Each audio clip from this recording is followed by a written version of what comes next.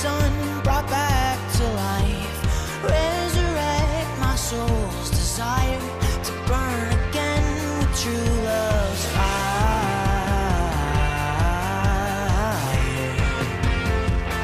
With true love's fire.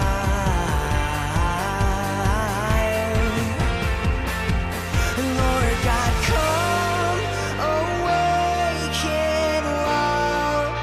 Come stir my soul to long for all you are. I'm desperate just to have more of your heart. Come awaken love.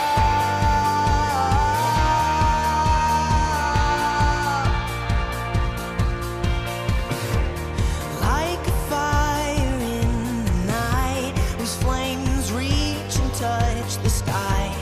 Burn within my soul and mind, till all I see are your eyes. Like the dawn takes back the light, like your sun brought back to life. V spoločenstve mňa osobne Pán uzdravil z nejakých takých zranení vzťahových, citových, a v spoločenstve nachádzam aj identitu ako muža. Ono ešte keď som bola na základke, tak som cítila takú strašnú túžbu, že nájsť si nejaké spoločenstvo a som sa to strašne modlila, lebo nič neprichádzalo a bola som z toho dosť taká nešťastná. Ja som si tak išiel, že sám, že nemal som spoločenstvo, nemal som nikoho. Po tom osobnom stretnutí to začalo byť také živé, že som pochopila, že s Bohom môžem mať vzťah. A že to nie je iba o tom, že si budem plniť povinnosti voči nemu, ale že naozaj budem prichádzať k nemu v každej situácii. Tento úryvok zo Svätého písma ma doslova fascinovalo. Božstvo veriaci malo jedno srdce a jednu dušu.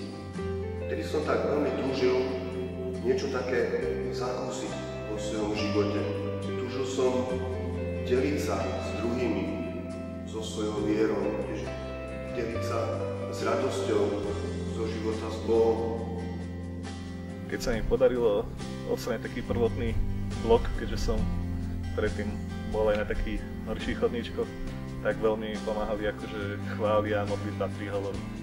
To bolo veľmi osobné a veľmi veľakrát intenzívne. Na víkendovke som potom zažila tak naozaj, čo to znamená ten vzťah s Ježišom, že čo to znamená byť zaľúbený do Ježiša. Že vtedy sa ma tak dotklo, že som bola iba na zemi a plakala som pred ním. Že možno ani tak nie to miesto, kde sme boli, ma zmenilo ako skôr spoločenstvo, s ktorým sme šli. Vtedy som sa tak naozaj rozhodla pre život s Bohom a ísť do toho vzťahu tak nejako nekompromisne a bojovať sa medzi sebou. A spoločenstvo mi v tom veľmi pomáha. Dala mi zakúsiť taký hlbší vzťah s Bohom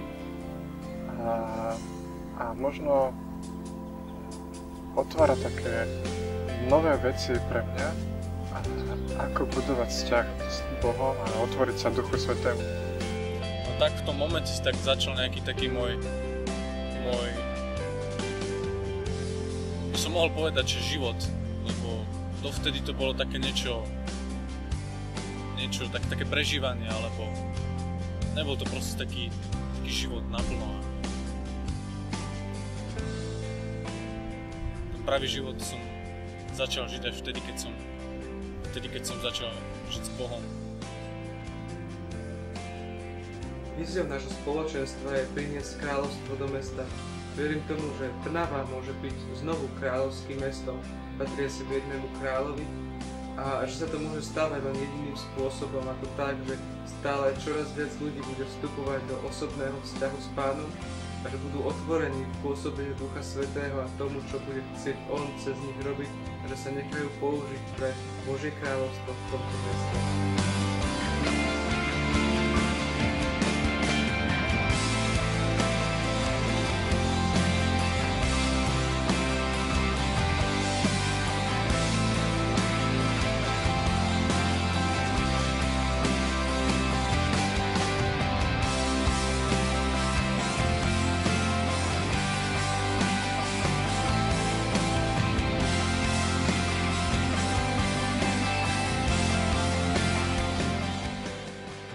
ešte predtým, než vôbec vznikla naša kapela, tak ma Pán Boh volal do toho, aby som bola tá, ktorá ho bude uctievať.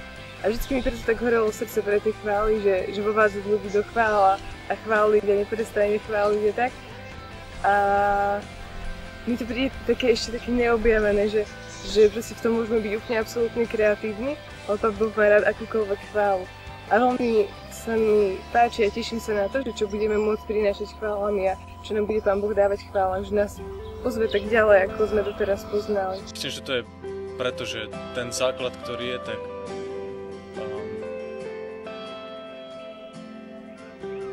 je to sám Boh a na ňom keď stávame, tak môžeme ísť dopredu. Moja služba spoločenstva je to, že sme sa rozhodli, že založíme stredka pre chalanov, aby sme budovali pre mužov taký hlbší vzťah s Bohom a mojou úlohou je vlastne viesť to stredka. Keď budeme vedieť jeden o druhom všetko a to, že niekto má ťažký čas, takže budeme v modlitebnom týme ľudia pripravení slúžiť si modliť Bože. To nebude iba o tom, že sa budeme nejak stretávať, ale že budeme pripravení postaviť sa za tie problémy toho človeka a prihovárať sa tak za ňu.